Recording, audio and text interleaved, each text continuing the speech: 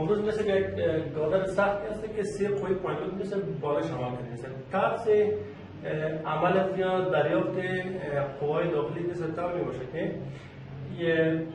هر پایلوت را ما میتونیم که به شکل علیحده مثل بالای گادر سخت مثل مومنت اتکاییش پیدا کنیم. بعد مثل تمام مومنت اتکایی را من حیث هم یک گادر سخت از اثر کل قواهایی که پایلوت سر شمال کرده جمع کنیم تا که مومنت های اتکایی ناهید ما به دست بیاریم. در قدم اول دیگه ما چی میکنیم؟ استپ اول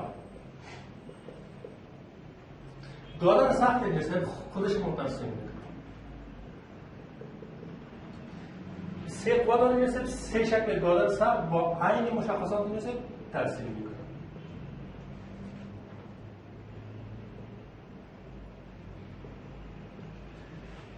اتکایی که مثل A و B هست. پارشن اول یا قسمت اول مثل A1 میگم B1. پارشن دوم A2 B2. پارشن سوم A3 B3. هر قوه علیحده میگیم مثل بالای هر قسمتی مثل میگم علاوه. قسمت اول مثل 5 کیلو نیوتن. 5 کیلو نیوتن فاصلهش مثل از اتکای A 1 متر از اتکای B مثل 2 4 4 5 5 نیست. قوه دوم مثل در فاصله 3 متری عمل کرده. مقدارش 7 کیلو نیوتن و فاصلهش مثل از اتکای A3 متر از اتکای B هم مثل البته دیست پارشن مثل از اتکای A2 و اتکای B2 3 متر 3 متر و قوه پایلوت انجامی که مثل 4 کیلو نیوتن و فاصله زیاد مثل از اتکای A یا از اتکای AC مثل فاصلهش 2 4 4 1 5 متر و از اتکای B یا BC مثل 1 متر. آن مثل ما چی میکنیم؟ در سوال قبلی مثل ما خواندیم یا بعد سوال که وقتی که یک پایلوت در وسط یا در مرکز گادر سخت عمل نکرده باشه مثل ما میتونیم که از روی مومنت های اتکایی مثل از روی زمین معادلات مثل ما به دست بیاریم. وقتی که قوه داشته باشه مثل فاصله P فاصله A و B و کل فاصله مثل L باشه اتکای A اتکای B مومنت در اتکای A مثل ما گفتیم به دست بیاریم P A B مربع و L مربع. یعنی از کدام اتکا که ما مومنت میگیریم مثل اون فاصله که قوه داره خودش رو میگیریم کدام فاصله که دو طرف قرار داره مثل رو مربعش رو میگیریم. یعنی P A B مربع و L مربع. این مومنت اتکایی نقطه A شد. مومنت اتکایی نقطه B میرسه. P خود فاصلهش تا به اتکای B میرسه مربع فاصله دو طرف یعنی P A مربع B بر L مربع. از روی این جسد ما میتونیم که اینمی پارشنه که مومنت اتکایی رو ما باید سارده بودیم مثل بالای تمام از این جسد اپلای کنیم یا از روی این جسد ما مومنت های اتکایی رو از سر هر پایلوت با دست بریم. یعنی MA مساوی میشه برای مومنت اتکایی در نقطه A میرسه از سر قوه 5 کیلومتر 5 کیلومتر خودش ضرب 1 ضرب 5 مربع تقسیم کل مربع یعنی کل فاصله L مربع که L مربع این دست 6 مربع میشه که MA مساوی میشه با 3.47 البته این منفی 3.47 کیلو نیوتن ضرب متر چون مومنت اتکایی است مومنت منفی میاد و در این فرمولا میشه البته منفی وجود داره. B1 مساوی میشه منفی قوه خودش نظر به این نقطه این فاصله را خودش میگیریم مربع ازی تقسیم کل مربع طول یعنی 5 ضرب 1 مربع تقسیم 6 مربع که B1 مساوی میشه با منفی 0.69 کیلو نیوتن ضرب متر. حالا میشه MA1 از سر قوه 5 کیلو نیوتن پیدا کنیم. این پروسیجر نیست بالای قوه 7 کیلو نیوتن که در گادر سخت عمل کرده و در وسط سر نیست از روی اینجا ما میتونیم که با دست بیاریم. امی دوری نیست. اما از روی چون میتونیم که باز بریم نیست. و هم میتونیم که مومنت اتکایی از روی پی ال بر اشت هم پیدا کنه. اختیار باز شماست که از روی این مدل باز اسم نیست یا از روی پی ال بر اشت. فرض کنید که در قدم اول پی ضرب ال تقسیم اشت مساوی میشه بعد. منفی پی مقدار افت ضرب ال ماینس 6 تقسیم 8 6 افت 42 تقسیم 8 5.25 کیلونیوتن ضرب متر. یا شما میدونید که مومنت در اتکای این نسبت از روی فرموله پی ای بی مربع بر ال مربع هم شما پیدا کنید. ام ای دو مساوی میشه با منفی پی افت ضرب ای ماینس چند است 3 ضرب بی هم 3 است 3 مربع تقسیم ال مربع ال مربع نیست 6 مربع که جواب از اون نیست مساوی میشه با منفی 5.25 کیلونیوتن ضرب متر. یازدی قید نیست بیا از این طریقه دیگه. در قدم دیگه نیست ما میتونیم که ام بی دو را هم ما پیدا کنیم. ام بی دو مساوی میشه با منفی از روی نیست چون شکل سیمتریکال است نیست ما میفهمیم که این هم اگر بخوایم که از روی مدل پیدا کنیم عین جواب است که از روی پی ال بر اشت میگیریم. پس این هم ما میتونیم که آسانش کنیم که پی ال بر اشت مساوی میشه با منفی پی مقدارش افت ضرب 6 تقسیم 8 مساوی میشه با منفی 5.25 کیلونیوتن ضرب متر.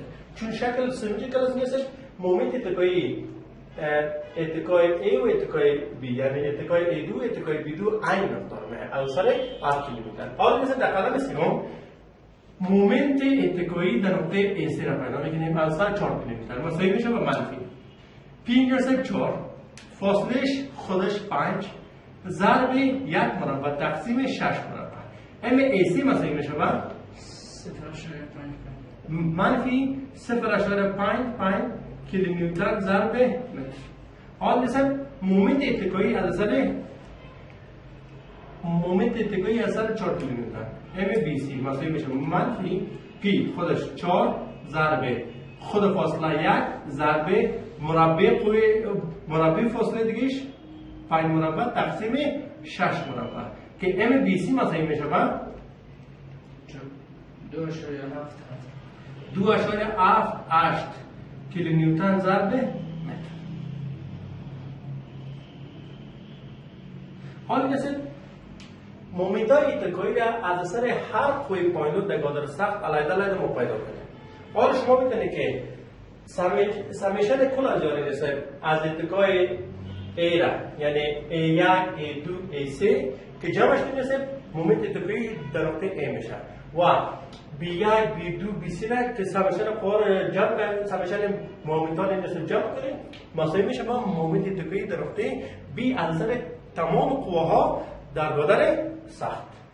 وقتی که مومنت های اتکایی را به خاطر هر پایگاه علیحده پیدا کنیم حالا مثل میگیم MA یعنی مومنت اتکایی مجموعی مساوی میشه با MA1 جمع MA2 جمع MA3 مساوی میشه با MA1 ما پیدا کنیم مثل که منفی 3.47 منفی 3.47 جمع یا منفی MA2 چون مومنت اتکایی قیمتش منفی است منفی 5.25 منفی MA3 مثل 0.55 پس مومنت نهایی مساوی میشه با 9.27 منفی 9.27 کیلونیوتن ضرب متر. این مومنت اتکایی مثل از اثر قوه ها در گادر سخت شد.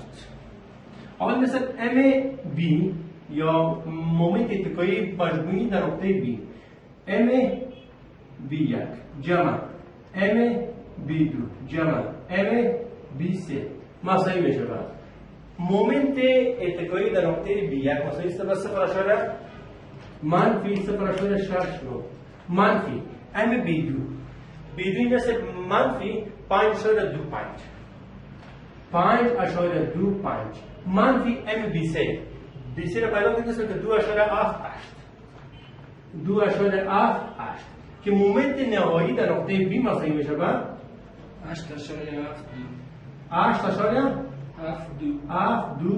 کیلونیوتن ضرب. حالا مثلا مومنت های اتکایی را از اثر قواهای پاندود بالای گادر سخت به دست آوردیم که یک 9.27 است و دیگهش 8.72. حالا مثلا بسیار به سادگی ما میتونیم که این اول سیستمی کسی انالایز کنیم. حالا مثلا مومنت های اتکایی از اثر گادر سخت نیست ما به دست آوردیم که ام بی 8.72 شد و ام بی هم 9.27. حالا مثلا ما این بسیار به شکل یک گادر اتکایی ساده یا سمپلی سپورت دوی مومنت هایی که این جسه بیره انالایز کنیم. در استپ دوم این جسه استپ دوم نیداره که من حیث یک گادر اتکایی ساده که مومنت های متمرکز در انجامش قرار داده باشه این جسه میتونیم بیره انالایز کنیم. در قدم اولی هست ما باید عکس العمل رو پیدا کنیم. عکس العمل AY و عکس العمل BY که در قدم اولی مثل ما میدونیم که دریافت عکس العمل AY مثل سمیشن قواها یا سمیشن مومنت در نقطه A مساوی به 0. سمیشن قوا در محور Y مثل ما استفاده کنیم نمیتونیم چون یک معادله میشه و دو مجهول. پس ما میدونیم که از معادلات تعادل ثابتی یا که از سمیشن مومنت در نقطه A یا در نقطه B مثل ما استفاده کنیم تا که یکی از مجهولات فاصله 0 باشه تا که عکس العمل دومی رو مقایسه کنیم. حالا مثل سمیشن مومنت در نقطه A که مساوی به 0 قرار بدیم AY 0 میشه BY هم مقایسه کنیم. یعنی دوران BY نظر به نقطه این جسم مخالف عقرب بساط. مخالف عقرب بساط پس به این میرسه به این معادله مخالف عقرب بساط مثبت میگیره. حالا مثل BY دورانش مخالف BY ضرب قوا عمودی فاصله افقی BY ضرب 6. مومنت متمرکز میرسه مطابق عقرب بساط علامه نظر به این معادله منفی و 9.27 میرسه مخالف علامه مثبت. یعنی منفی 8.72 مثبت 9.27. پایلوت میرسه تمام پایلوت ها نظر به نقطه A مطابق عقرب بساط است و نظر به این معادله باید علامه‌اش باید منفی بگیریم. منفی قوا عمودی 4 تا ضرب فاصله افقی 2 2 4 4 1 5.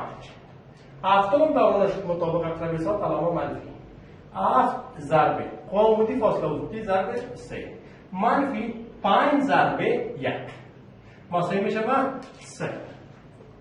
BY مساوی میشه به معلوم مجهول تقسیم 6 از مساوی طرف برای میشه مثبت 8.72 منفی 9.27 مثبت 5 4 20 مثبت 7 3 21 مثبت 5. BY مساوی میشه به 7.57 کیلومتر. حال مثل BY پیدا کنیم. حال ما میتونیم که سمیشن قوا نظر به محور Y مثل AY پیدا کنیم یا میتونیم که سمیشن مومنت در نقطه B بگیریم تا که AY پیدا شود. به خاطر آسانی کار مثل سمیشن قواها در نظر به محور Y مساوی به 0 یک جهت مثبت بگیریم. جهت مجهول ما یعنی AY به طرف بالا است این جهت اختیاری مثبت بگیریم. AY جمع BY پایلوتای مثل جهتش به طرف پایین نظر به این معادله قیمتش باید منفی گرفته شود. منفی 5 منفی 7 منفی 4. مومنت های متمرکز نیست. اگر خود سیستم ما در مستوی x و y قرار داشته باشه اینجا مومنت متمرکز عملش در محور z است. پس در سمیشن قوا نظر به محور y نیست شامل نمیشه. پس واسه مساوی به 0 میشه. حالا نیست قیمت AY مجهول است. AY مساوی میشه به BY قیمتش پیدا کردیم از مساوات کو طرف برای اینکه مثبت از مساوات طرف برای منفی میشه. منفی 7.57 مثبت 5 مثبت 7 مثبت 4. AY مساوی میشه به 8.43 کیلونیوتن.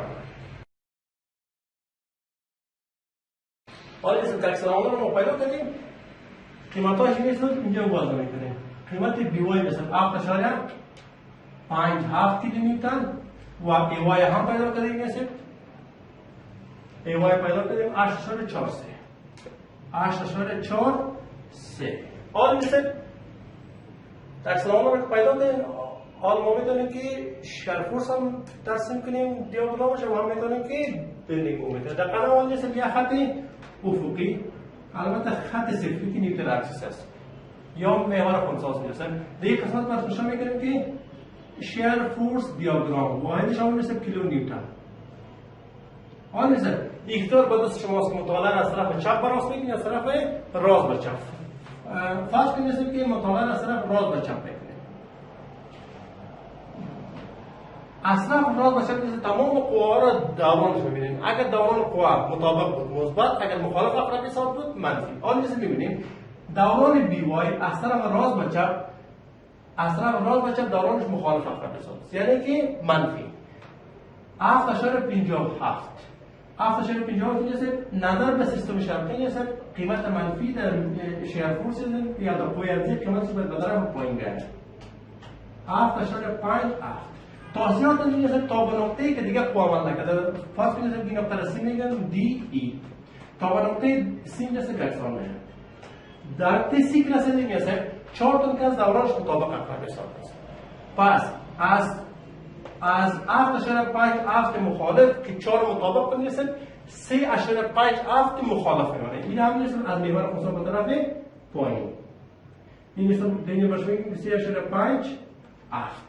تاثیرات از تا به نقطه دی یکسان میشه. در نقطه دی که رسیدیم میشه 7 دورانش مطابق اقرب حساب. از 7 مطابق که 3.57 مخالف میشه 3.43 مطابق یعنی مثبت از محور خنثی به طرف بالا 3.43. تاثیرات از این جسد تا به نقطه ای ثابت انتقال میکنه تا به این نقطه جسد. به این نقطه که رسیدیم جسد 5 دیگه مطابق اقرب حساب عمل کرده یعنی که مثبت 3.43 مطابق جمع 5 8.43 مثبت یعنی از محور خنثی به طرف بالا 8.43. تاثیرات از این جسد تا به نقطه دومی ثابت. حال میشه قیمت از این منفی مثبت خطوطی نیست به شکل عمودی ترسیم میکنه. این دیاگرام شیار فورس. حالا این ما چی میکنیم؟ دیاگرام بندینگ مومنت و باید بگیم که مومنت های متمرکز در شیار فورس است تاثیری نداره، چرا که تاثیرات مومنت متمرکز در محور مخالف هست که شیار فورس دو عمل میکنه. پس در دیاگرام شیار فورس مومنت متمرکز کدام رول نداره. حالا مثلا بندینگ مومنت دیگه قسمت این است که داشته میکنیم که بندینگ مومنت دیاگرام واحدش کیلونیوتن ضرب متر. حالا مثلا نظر به شکل میبینیم بندینگ مومنت اتکای این را پیدا کنیم است که 9.27 است. البته منفی چون انساج بالایی کشف میکنه علامه منفی کیلونیوتن ضرب متر. مومنت در نقطه بین هم داریم میرسیم که منفی 8.72 کیلونیوتن ضرب متر است. حال مثل مومنت در نقطه سی پیدا میکنیم یا از طرف رایت یا از طرف لفت. چون در نقطه سی و دی و این جسد مومنت متمرکز ما نداره، اختیار به دست شماست که از طرف رایت پیدا میکنید یا از طرف لفت، چون که مومنت در نقطه رایت و لفت این جسد یکسان میشه. پس این جسد به خاطر آسانی کار هر طرفی که تعداد قوا کم است از اون طرف شما مومنت بگیرید. نظر به نقطه سی جسد از طرف رایت که ما مومنت بگیریم ساده تر تمام میشه. پس مومنت نظر به نقطه سی از طرف رایت مساوی میشه. بیوهای جسد میلان به طرف بالا میبره، کشش در پایین علامه مثبت 7.57 ضرب قوا عمودی فاصله افقی تا به نقطه سی تا فاصله تا نقطه سی جسد یک.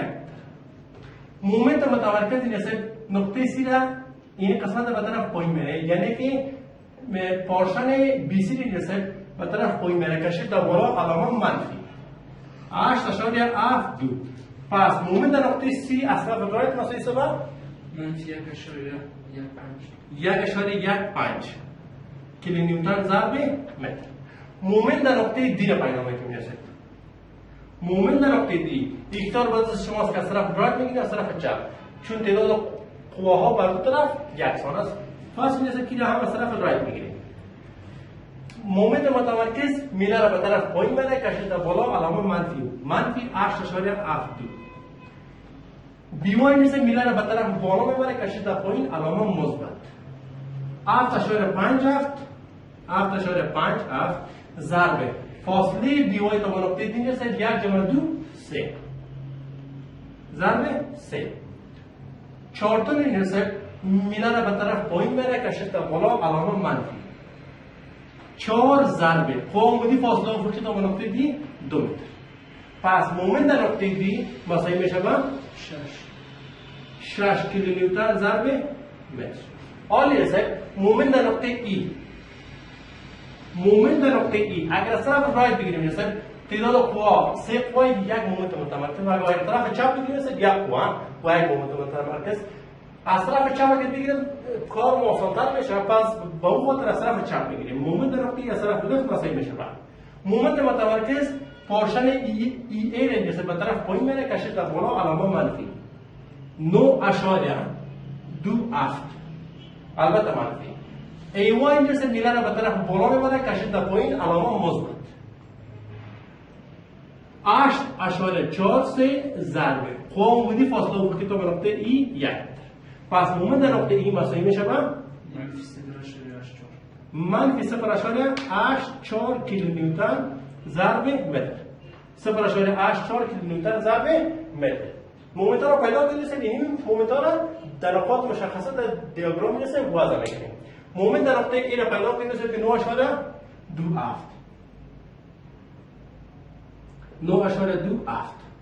مومنت در نقطه بی را پیدا کنید که 8.72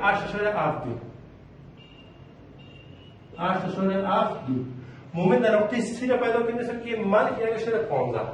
دیگه قسمت میشه از محور خودتان به طرف بالا با اساس سیستم شرقی 1.15. مومنت در نقطه دی را پیدا کنید که 6 مثبت از محور خودتان به طرف پایین 6. مومنت در نقطه این رسد 0.84 از محور خودتان به طرف بالا 0.84. حال این سب قیمت ها رو به شکل خطی که دیگه وصل میکنیم، چون که پوینت روت است معادله مومنت از این رو درجه کنه. به اساس اگر سکشن رو بگیریم به اساس سکشن معادله مومنت درجه که به شکل خطی نیست که ما وصل میکنیم. 9.27 میرسیم که 0.84 وصل میکنیم به شکل خطی، 0.84 که 6 وصل میکنیم، 6 که 1.15 وصل میکنیم به شکل خطی و 1.15 وصل که 8.72 وصل میکنیم. این قیمت میرسه منفی مثبت. خودتان میرسه به شکل عمودی میرسه تقسیم میکنیم. با این اساس میرسه ما تونستیم که بسیار با سادگی گادر سخت میرسه یا فیکس بیم هم انالایز کنیم و هم مومنت اتکایی میرسه بدست.